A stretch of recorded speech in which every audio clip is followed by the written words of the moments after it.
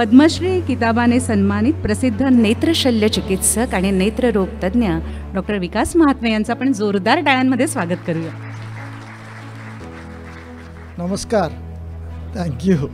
तुम्ही रेसिप्रोकेट केलं, प्रतिसाद दिला तर बरं राहील. कारण मी सगळीकडे सांगतो, मी म्हणजे पहिले मला असं वाटत होतं की मी एका ठिकाणी मिसफिट आहे, पण इथे आल्यावर अजून ॲडिशन झाली. मी आत्ता सांगितलं की राज्यसभा सदस्य 6 वर्षासाठी होतो, पण तरीही कोणी जर मला म्हटलं की 2 शब्द बोला तर मला घाम फुटतो. पण 2 ऑपरेशन करा असं जर म्हटलं तर ते सोपं काम आहे. पॉलिटिक्समध्ये मी सगळ्यांना सांगतो की मी काही राजकारणी नाही आहे. मी लोकनीती करतो, राजनीती नाही करत. नैतिक लोकनीती करतो. माझी काही ब्रेकिंग न्यूज नसते. आणि समाजात पहिलेपासून चॅरिटेबल ट्रस्ट चालू करून हॉस्पिटल चालू केलं तर ती समाजसेवा काही वाढायला प्रश्न पडायचा पैशाचा वगैरे, तर हे राजकीय क्षेत्रातून जास्त करता येईल याच्यामुळे मी याच्यात आलो. त्याच्यामुळे मी आजही सगळ्यांना सांगतो की राजनीती ही सत्तेसाठी असते. माझी नैतिक लोकनीती जी आहे ती समाजाचं मला चांगलं वाटतं म्हणून ते लोकांची सर्व्हिस करता यावी या दृष्टिकोनातून आहे. त्याच्यामुळे नेहमी मला सगळेजण म्हणतात तू त्याच्यात मिसफिट आहेस, पण इथे आल्यावर आणखी एक लक्षात आलं साहित्यात मी पूर्णपणे मिसफिट आहे. पण फार चांगलं वाटलं इथे येऊन. कारण आहे त्याला. या इथे आता आपण ज्यांचा व्हिडिओ पण पाहिला असे आमचे शंकर बाबा, विदर्भातले, अमरावतीचे, माझा डिस्ट्रिक्ट आहे तो, त्यांना आता डॉक्टर शंकर बाबा पापळकर वगैरे म्हणतो, पण आम्ही तिथे शंकर बाबा म्हणतो. आणि त्यांच्या याच्यात आत्ता जिचा उल्लेख नाही, खूप गोष्टी या सांगण्यासारख्या, पण मी तुम्हाला सांगतो, आत्ता आपण सगळ्यांनी मतदान केलं, पण अनाथांचं, ज्यांना कोणी नाही, जे सर्व दृष्टीने दिव्यांग आहेत, अशा सगळ्यांचं 60 लोकांचं मतदान, आणि त्यात प्रत्येकाच्या नावासवर बाबा म्हणून जर कोणी असेल तर ते शंकर बाबा होते, अशांचं त्यांनी करून घेतलं. आणि ज्या मुलीचं त्यांनी MPC सिलेक्शन सांगितलं, ती भारतातली पहिली आहे जी अंध आहे, पण त्याच्यासोबतच ती अनाथ आहे.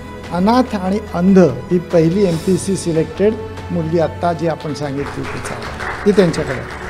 अशी शंकर बाबा. तसंच आताच ज्याचे आपले प्रमुख पाहुणे जे आहेत ते डॉक्टर विश्वास पाटील साहेब, त्यांच्याबद्दल सगळ्यांनाच माहिती आहे.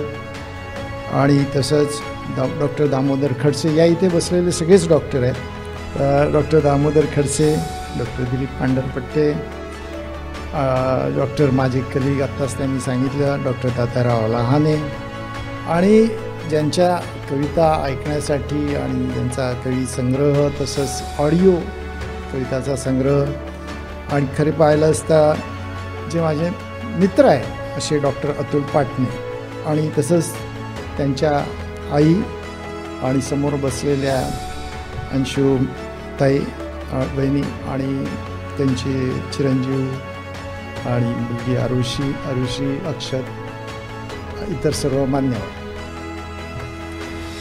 अतुल पाटण्यांबद्दल सांगायचं म्हणजे मी सांगतो तुम्हाला, मी एकदम वैज्ञानिक दृष्टिकोनवाला माणूस आहे.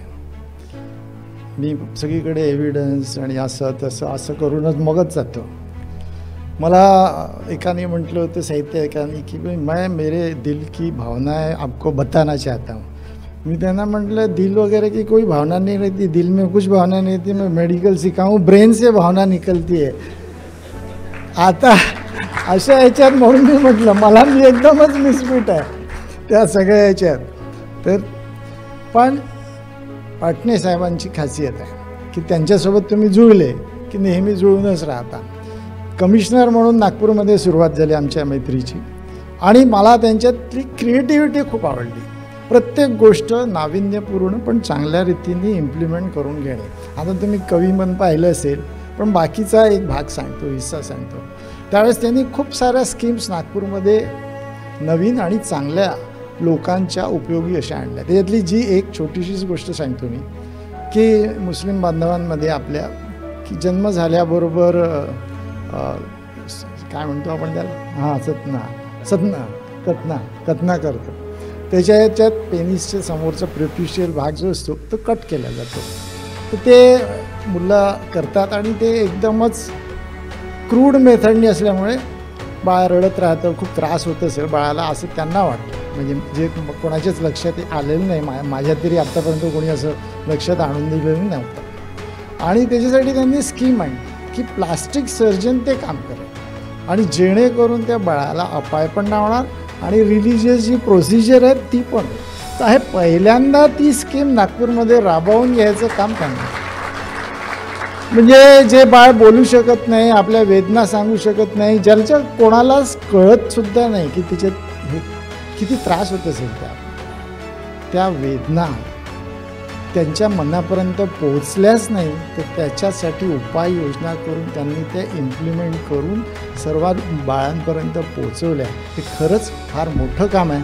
आणि माझ्या लक्षात आलं की त्यांचं आता आपण जे म्हणतो कविमन, तसं कविमन आहे आणि त्या वेदना त्या सगळ्यांच्या समजू शकतात. त्याच्यानंतर गडचिरोलीत ते डिस्ट्रिक्ट म्हणजे कलेक्टर म्हणून होते. बहुतेक कलेक्टर म्हणून गडचिरोली जायला कोणी तयार नसतं, तुम्हालाही माहिती आहे, कारणं खूप आहेत. आणि तिथे तिथल्या मुलांसाठी म्हणजे खूप साऱ्या योजना होत्या. त्याच्यातली एक योजना अशी होती की आपण फिरतं रुग्णालय तयार केलेले होते आणि डोळ्यांच्या याच्यासाठी खास चेकअप. त्या गाडीचं वैशिष्ट्य पुष्कळ असतील, पण मी एक सांगतो की आम्ही म्हणजे आमच्या ट्रस्ट आणि याच्यातर्फे त्या फिरत्या याच्यातून जवळपास सगळ्यांचं चेकअप केलं आणि त्या तिथे 20,000 विद्यार्थी शाळेतल्या जेवढे होते त्यांच्या सगळ्यांचं चेकअप केलं आणि 2,000 चष्मे दिले. मी जेव्हा चष्मे दिले म्हणतो ना, तर त्याचं आपल्याला काहीच वाटत नाही, पण मी तुम्हाला सांगतो चष्मा दिल्यावर त्या मुलाचं पूर्ण जीवन बदलतं. ते कसं ते लक्षात घ्या. ज्या मुलाला फळ्यावरचं दिसत नाही, तो वाचू शकत नाही अक्षर, पाठीमागे बसून किंवा बेंचवर बसून, तो अभ्यासात लक्षच नाही देऊ शकत. जे दिसत नाही ते त्याला समजणार कसं आहे. आणि मग आईवडील काय म्हणतात, तो मुलगा ना हुशार नाही आहे, त्याचा मोठा भाऊ आहे ना तो हुशार आहे, हा हुशार नाही, याचं अभ्यासात लक्षच नसते, त्याला बाकीच गोष्टी आवडतात. आता हे असं का होतं? पण कारण त्याला दिसतच नाही. तो हुशार आहे पण त्याला दिसत नाही फळावरचं. म्हणजे हे जीवन बदलवण्याचं त्या विद्यार्थ्यांचं जीवन, गडचिरोलीतले कधीच गेले नसते ते चष्मा घ्यायला आणि त्यांचे पूर्ण आयुष्यभर ते अशिक्षित राहिले असते. त्यांचं पूर्ण जीवन बदलवण्याचं काम जर कोणी केलं असेल ते डॉक्टर असतात. म्हणजे हा जो फरक आहे हा खूप महत्त्वाचा आहे की लोकांच्या सेवेसाठी त्यांनी ते सर्व काही केलेलं आहे. त्याच्यासोबतच त्याच्यानंतर ते पेट्रोलियम मंत्रालयात होते दिल्लीत वगैरे. त्यांच्यासोबत जर तुम्ही कधी बसाल तर वेळ कसा जातो ते कळणार नाही. कारण ते इथे त्यांनी खूप अशा हृदयस्पर्शी कविता लिहिलेल्या आहे. पण तसं जर बैठकीत बसलं तर तसं काही नाही आहे. खूप सारे विनोद असतात आणि तुम्ही चांगल्या रीतीने तुमचा वेळ जातो, एकदम आनंदाने राहू देऊ शकतो. आणि जसे उत्कृष्ट कवी आहेतच आता पाहिलेलं आपण, उत्कृष्ट ऑफिसर आहेत म्हणजे किंवा इम्प्लिमेंटर्स आहे किंवा नवीन कल्पना घेऊन त्या इम्प्लिमेंट करणार आहे, तसेच उत्कृष्ट पुत्र म्हणायला पाहिजे, मुलगा म्हणायला पाहिजे. कारण त्यांच्याजवळ आई राहते.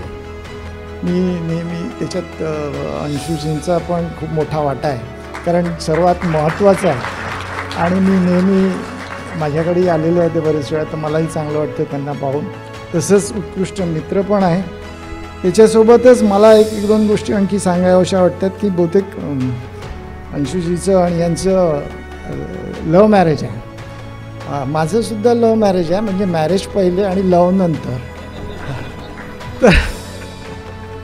पण तरीसुद्धा त्यांच्या घरात म्हणजे मी सांगू शकतो की आई आहेच, तसंच सगळ्यांना घेऊन चालणं. मी त्यांच्याकडे राहिलेलो आहे, तर सर्वांना घेऊन चालणं हे त्यांचा स्वभाव आहे. आणि त्याच्यामुळे मला असं नेहमी वाटतं की एक उत्तम मित्र म्हणून मी काही फक्त कवितेच्या याच्यात नाही, पण मित्र म्हणून या इथे आलो आणि मला या इथे त्यांनी बोलावलं, माझा आदरातिथ्य केलं त्याच्याबद्दल मनापासून मी त्यांचे आभार मानतो.